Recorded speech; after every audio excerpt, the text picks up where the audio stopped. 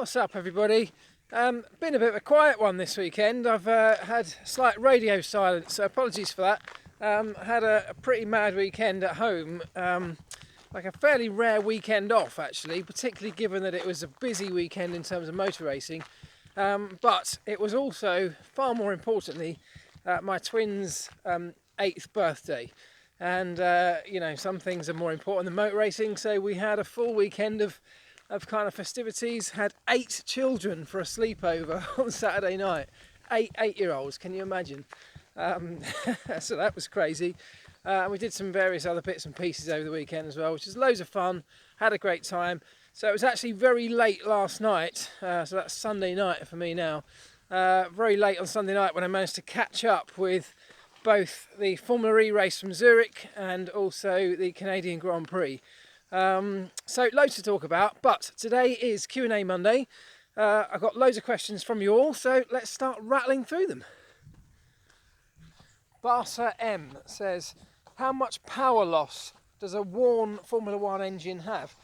Well, there's no, of course, direct and specific answer to that question, so it's fairly open-ended. It depends how hard you've pushed it throughout its life up to this point.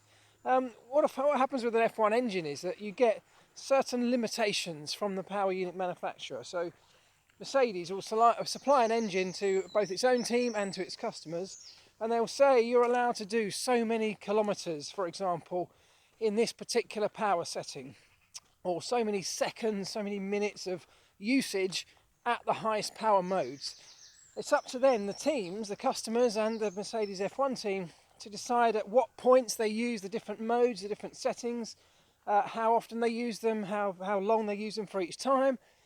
And all of that builds up a picture of the amount of damage that has been done to that engine over the course of its life. Now, of course, they all planned to bring those engines, the new engines, to Canada. It didn't happen, but all it means is that that power unit has to stretch its life a little bit longer. So perhaps the result of that was they may be able to use the higher power modes for less, or perhaps they'll go to another circuit where they don't need to use it as much and they'll perhaps have slightly less higher power mode usage. But it doesn't really have a direct, there's no number, for example, to say by running that engine for an extra race you lose this amount of horsepower.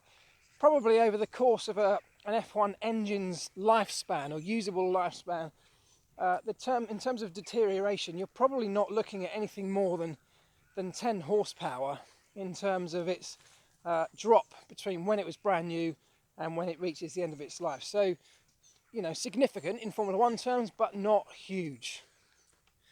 Gaucho1 UK says, why don't you do a 1, 2, 3 predictions in any of your videos ahead of a race weekend? Well, mostly because I'll be wrong.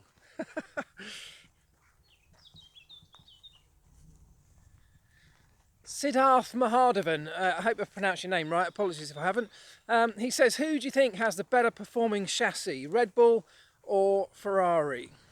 Well, I think it's quite a tricky one, that, because actually they both have different strengths and different weaknesses at different tracks.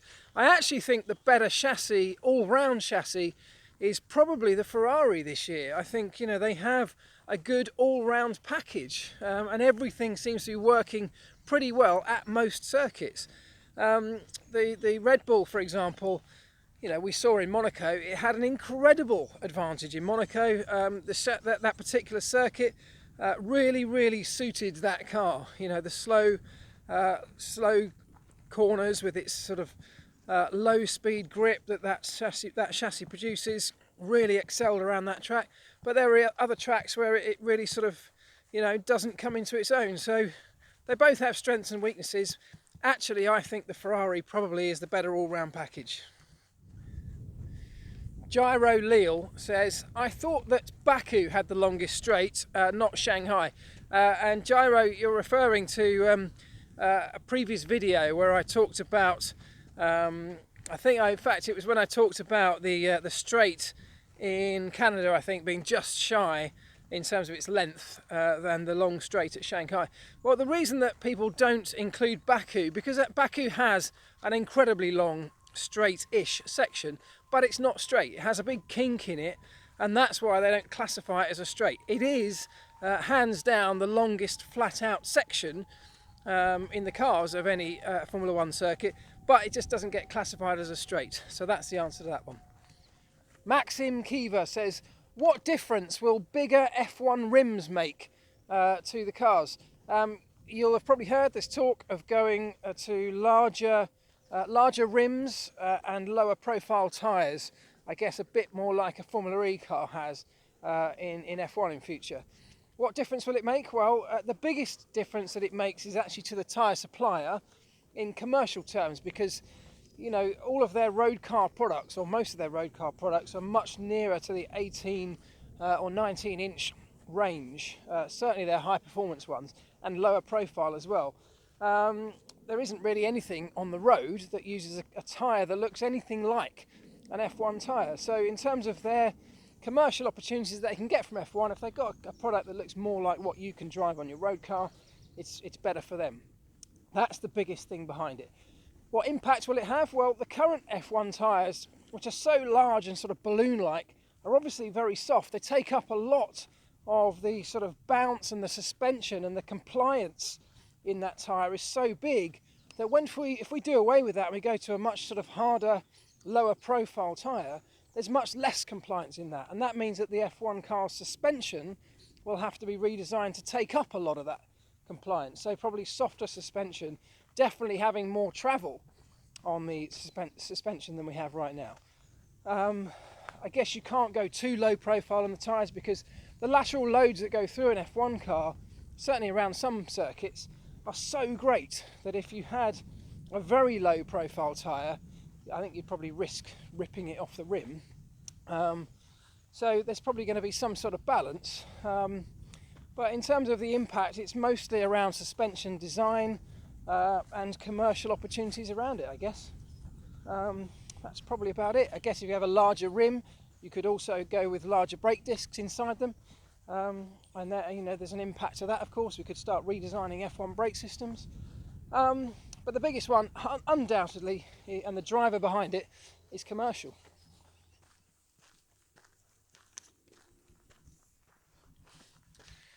Palash Meta says, how do the 3 different diff settings, i.e. entry, mid-corner and exit, work on a Formula 1 car? Right, first thing is, there aren't just 3 diff settings. Like many and most things, in fact, on a Formula 1 car, they are kind of infinitely almost configurable. So the teams can change the settings or manipulate the settings to do whatever they want. They've designed the thing themselves, they have their own software that controls it, and so it's just a series of numbers, a series of sort of code essentially that goes into this system that determines what it does. So they can make it do whatever they want. What they will do quite often is set the thing up to do different things at different points on the track, which is obviously what you're talking about here. The settings on any diff are kind of there to help the car, help it with its handling and with its traction, particularly through corners. It allows the rear wheels of the car that are being driven to spin at different rates to each other. So as one with the inside wheel is doing a far tighter radius around that corner than the outside wheel, without trying to get sort of overly complicated here, tell me if you're still with me. That's what a diff does. And you can adjust the amount of locking between, or the amount of friction essentially between the inside and the outside wheel. So how much do they rotate together? How much traction is there between the two? How much are they allowed to spin freely and independently of each other? That setting is, as I say, infinitely controllable because they use a hydraulic diff. So hydraulic plates are pushed together, friction plates pushed together using hydraulics that are controlled electronically via the software on a Formula 1 car. And that means you can put whatever amount of pressure on those plates pretty much as you want, and therefore control almost unlimited the amount of pressure between, or the difference between the two, the inside and outside rear wheel. Now, hopefully I haven't lost you. I've nearly lost myself in that little description there. But the point is, the teams and the drivers will refer to the different points on a corner as those 3 main sections, the entry, mid-corner and an exit, only to give them a sort of nomination, if you like. There's nothing more than that. There's no official designation points of a corner. It's just that that's how the teams refer to them, to give them a clear way of describing what's happening at each point throughout that corner to their engineers. So, to try and summarise that horrendous amount of waffle, the 3 different points, if we call them that, entry, mid-corner and exit, the driver will say to his engineer what he needs, what characteristics the car has at each of those points. Does it have understeer at a certain point of the corner? Mid-corner, for example, is he starting to push, is the front end starting to push on? Well, if he is, the engineers can then start to go back into the software, change the differential settings for that point. That's how specific they can be with what the diff's doing. They can change it just for that point on the corner, to perhaps give him a little bit less locking, to perhaps allow the rear wheels to run independently of each other a bit more, and therefore try to reduce the amount of understeer as the rear wheels try and drive together and push the front end on. If that's becoming a problem, they can make that adjustment to try and allow a little bit less locking at the rear to try and reduce that understeer. So almost infinite array of settings and characteristics that they can induce or correct using those differential settings. I'm sorry that was so long-winded. Hope it made some sense.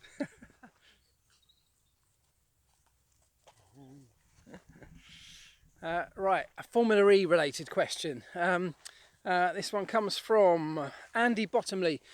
He says, where will the next generation of star drivers in Formula E come from? Well, this is a really interesting question because Formula E has grown at an incredible rate, to an incredible level over a very short period of time. It's definitely it's definitely part of the motorsport ladder, if you like. But where exactly does it fit in? Because we've got a mixture in there of young drivers and experienced drivers. But where are they trying to get to? Are they trying to use Formula E like they use GP2 and F2 and GP3 to get towards Formula 1? Or is Formula E now a sort of pinnacle, if you like, of the electric racing world? And if it is, do we need to provide some kind of different ladder to be able to get to that? If you're aspiring to become a Formula E driver, do you need some kind of ladder process to get there? Personally, I think there should be something. For me, what I really think they should be trying to look at, and maybe they're already looking at this, I don't know, is an electric karting series. I think that would be a great place to start to get youngsters. Wilson, come here. Sorry. Come here. Somebody sent me a message on here the other day after a video I posted saying, how do you train your dogs? They're so well behaved. No, they're not. Oh, goodness. Uh-oh. We've got an obstruction up ahead.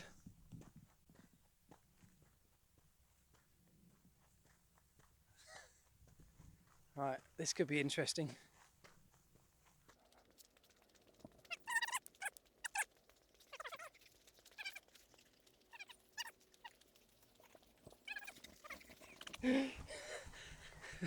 This is hilarious.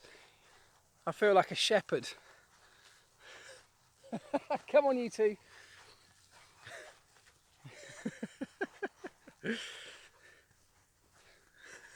I wonder how far they're going to follow me. Come on, Pharrell. Right, so let me finish answering that question. Electric karting series I think would be great to get kids started in electric racing. It would provide the bottom rung of the ladder.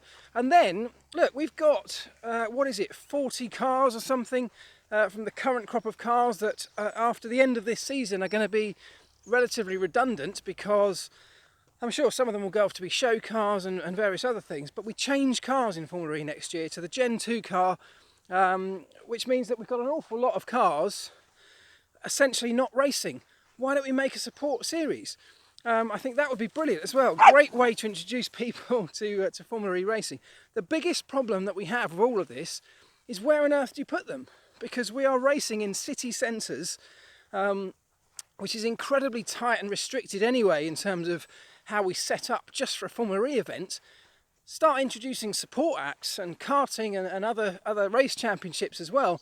You suddenly start to realise that actually there's just nowhere for them to go in these city centre locations. We've already taken up all the space that we have available to us with the track, the paddock, the facilities, the hospitality areas, all the things that are already associated with the Formula E event take up everything. That is its biggest problem. It's also one of its biggest attributes that we're in a city centre, but it does come with a series of fairly substantial challenges.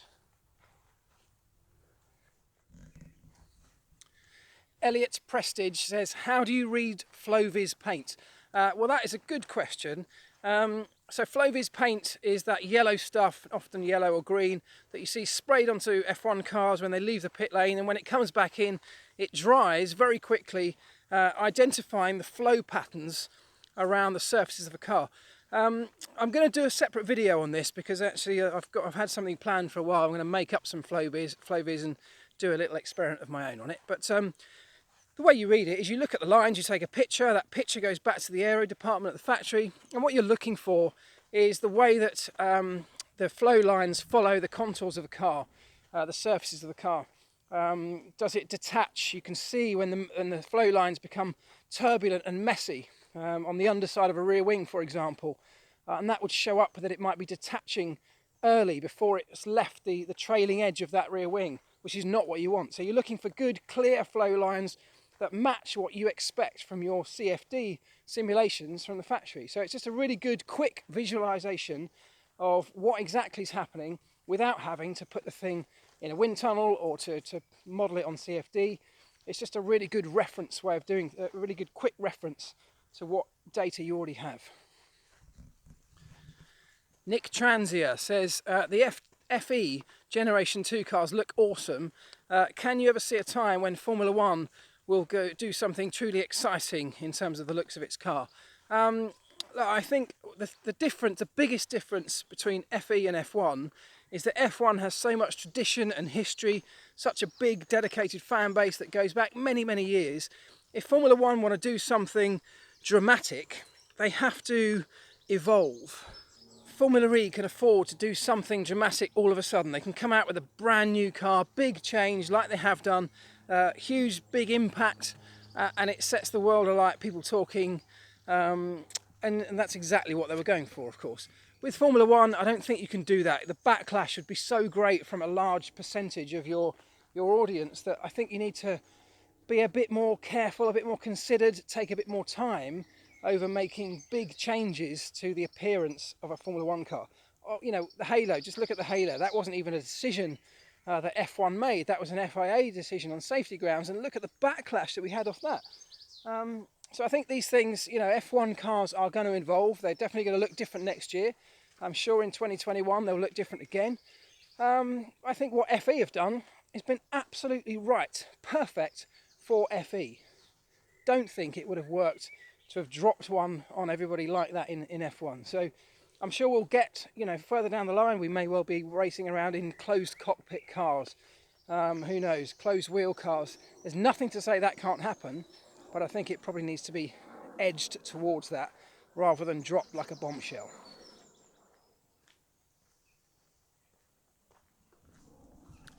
Right, here's a good one to finish on. Tom Blay says, do you think McLaren will keep Fernando Alonso next year in F1, or is it time for him to go and do something different? I don't know, but the more and more I see and hear Fernando Alonso talking, I kind of feel like this could well be his last year. I think he has grown tired of running around in sort of midfield mediocrity, chasing a 7th place, retiring from races. I don't think that's where he feels he should be. He still feels he's the best on that Formula 1 grid. Many people would agree with him. So perhaps, you know, it's better for him to go and do something else where he can be victorious. He can start chasing victories and championships again, which is, you know, what any racing driver wants to do. He can't say he's not given McLaren a good chance.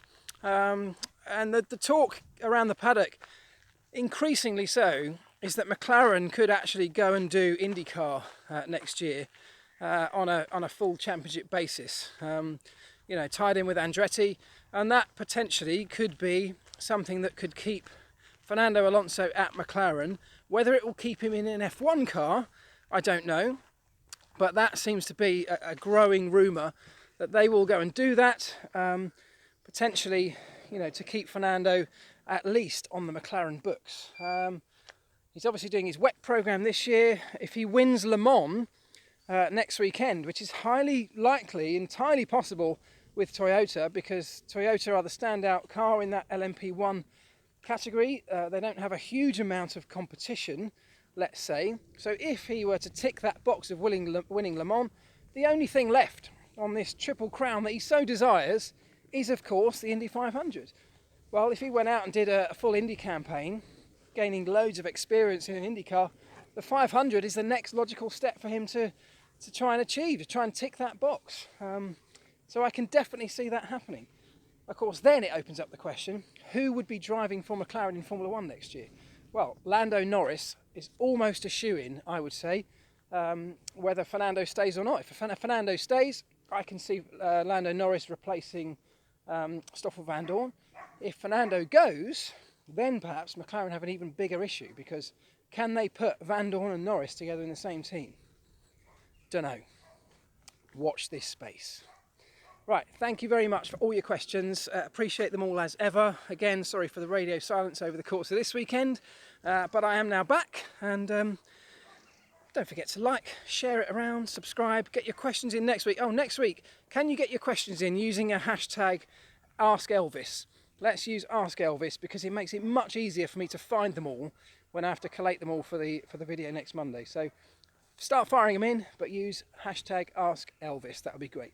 Thanks very much. Like, share, subscribe. See you tomorrow. Where are those dogs?